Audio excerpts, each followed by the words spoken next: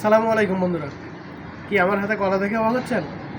অবাক হওয়ার কিছু নাই, এখানে মজার একটা বিষয় আছে, তো আপনাদের সাথে একটু শেয়ার করলাম। এক হালি কলা কিনছিলাম। এখন আপনারা ভাববেন যে এক হালি কলা এতগুলো কেন? মজার বিষয়টা এখানেই।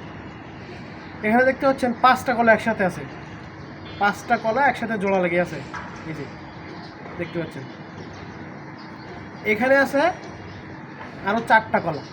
এই যে এখানে আছে 4টা কলা, আর এখানে আছে 2টা কলা, এইখানে আছে 1টা কলা। তাহলে এখানে টোটাল হচ্ছে মোট 12টা কলা আছে। এখন 12টা কলাতে এক হালি কলা হলো কিভাবে, আপনি এটাই ভাবতেছেন তাই না? 2টা মিলে 1টা কলা, সিঙ্গেল 1টা মিলে 1টা কলা, আর এখানে 4টা মিলে 1টা কলা, আর এখানে আছে 5টা মিলে 1টা কলা।